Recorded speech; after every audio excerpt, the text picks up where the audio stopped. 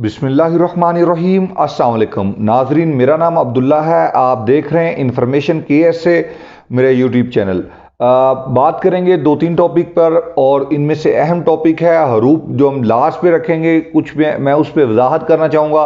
पहले नंबर पे जो टॉपिक है वो है प्रोबेशन पीरियड के दौरान ट्रांसफ़र का, और दूसरा शिरका जो रेड है उसमें ट्रांसफ़र पे बात करेंगे। वैसे मैं इस पे पहले भी बात कर चुका हूँ, लेकिन जब ज़्यादा सवाल आ जाते हैं एक ही टॉपिक पे तो मेरा ख्याल में उस पर वीडियो बनाना शायद ज़रूरी हो जाता है। तो मेरा भाई पहले बात करते हैं प्रोबेशन पीरियड की। तो प्रोबेशन पीरियड में कुछ भाई सवाल करते हैं कि भाई मैं अगर किसी कंपनी के साथ कॉन्ट्रैक्ट किया, डिजिटल कॉन्ट्रैक्ट करके मैं कंपनी में आ गया, अब आने के बाद अभी 90 डेज मुझे कंप्लीट नहीं हुए, तो क्या मैं नई कंपनी में जा सकता हूं विदाउट करंट एम्प्लॉयर अप्रूवल? तो मेरा भाई ऐसा बिल्कुल नहीं है। हाँ, अगर आपका इकामा या वर्क परमिट एक्सपायर है ना तो फिर आप जा सकते हैं, अदरवाइज नहीं जा सकते। ठीक है जी। लेकिन कानूनी तौर पे आपको रिजाइन जो है वो आर्टिकल 48 के तहत इन पीरियड देना है, ना कि आउट ऑफ पीरियड देना है। ठीक है जी। अगर आप आउट ऑफ पीरियड जाते हैं तो उसका नुकसान ये है कि फिर वो आप पर पेनल्टी का भी दावा किया जा सकता है आर्टिकल 77 की एवज में।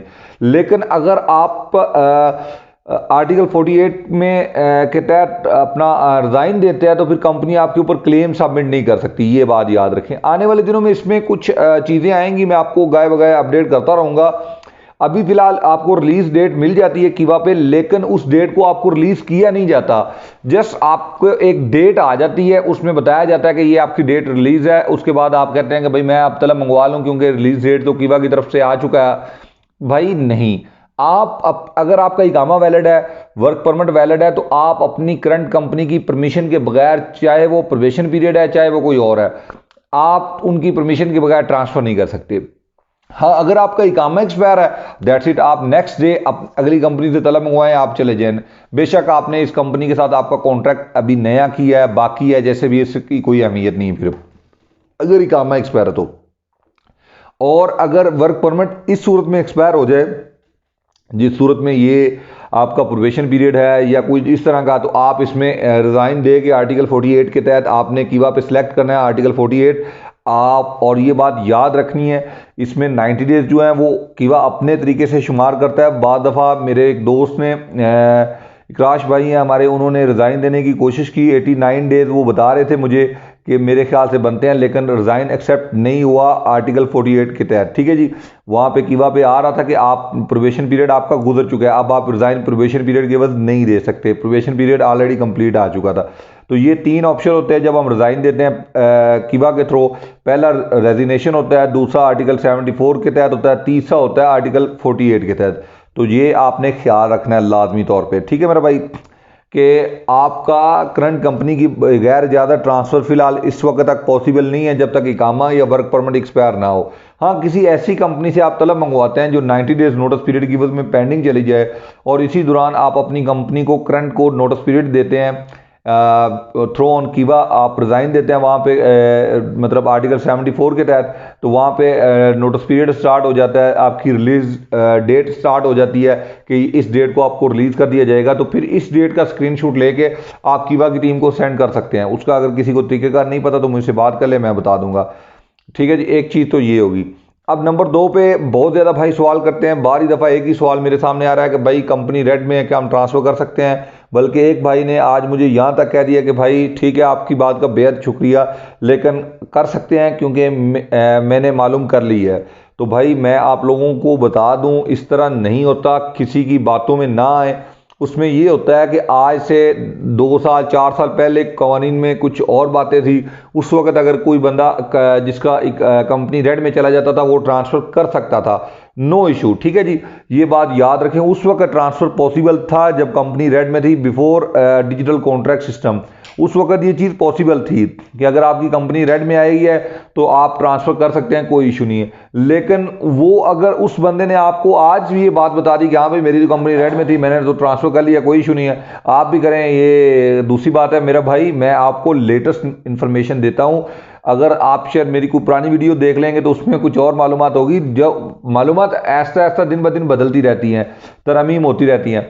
आजकल के हालात के मुताबिक अगर आपकी कंपनी रेड में है तो आपको इंतजार करना है इकामा एक्सपायरी का, क्योंकि जब तक आपकी कंपनी रेड में है ना, याद रखें आपका इकामा रिन्यू नहीं हो सकता।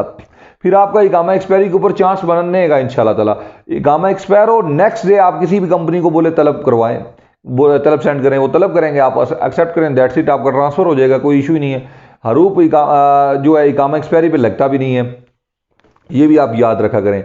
अब ये सारी बात आपको समझ आ जानी चाहिए कि कवानीन में तरमीम होती रहती है, इसलिए मेरा भाई आपकी कंपनी रेड होने से फिलहाल अभी कोई फ़र्क नहीं पड़ता। इंशाल्लाह ताला आने वाले दिनों में, तो मैंने पहले भी बताया कि कीवा में बहुत बड़ी अपडेट आने वाली है। कीवा की टीम बार दफ़ा बोल रही है कि हम पूरा सिस्टम ही चेंज करने जा रहे हैं, और मुझे बड़ी उम्मीद है कि ये pending for current employer approval है, ये खत्म हो जाएगा बिल्कुल ही, ठीक है जी। इसका तल्लक ही नहीं रह जाएगा, जस्ट नोटिस पीरियड का तल्लक रह जाएगा।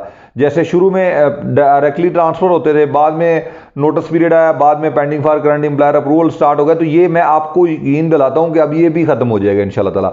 अब दोबारा हम वापस जाएंगे नोटिस पीरियड की तरफ, और नोटिस पीरियड होगा एक ही दोनों तरफ से, ठीक है जी, इंशाल्लाह ताला। अब बात करते हैं हरूप के मुतल्लक। तो कुछ भाई मुझे कहते हैं कि आपकी वीडियो देखी, उसमें आपने कहा था अभी तक अनाउंस नहीं हुआ, तो मैंने भाई आपको पहले भी बताया है, ये मैं नहीं कह रहा।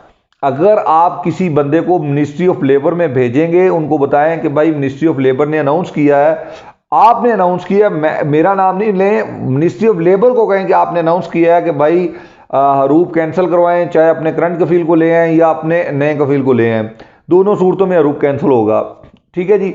लेकिन वो आपको वहां पे कहेंगे कि ये अनाउंसमेंट हो चुकी है, हमें पता है, लेकिन इस पे इंप्लीमेंट नहीं हुआ, अभी आपको थोड़ा सा इंतजार करना है, इसमें अनकरीब जो है वो खबर आएगी, फिर हम आपको आगाह करेंगे।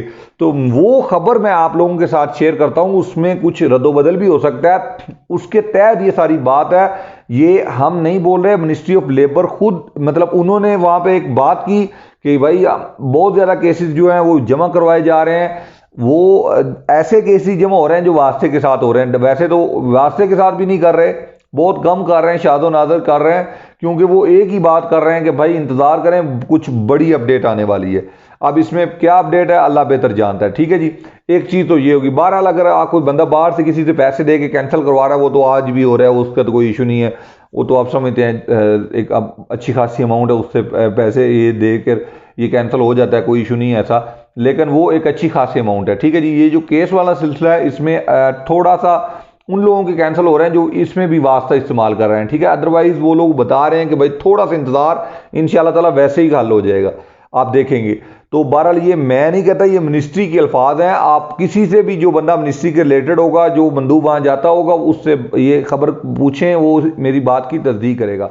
बहुत बहुत शुक्रिया, ढेर सारा ख्याल रखिएगा, अल्लाह हाफिज।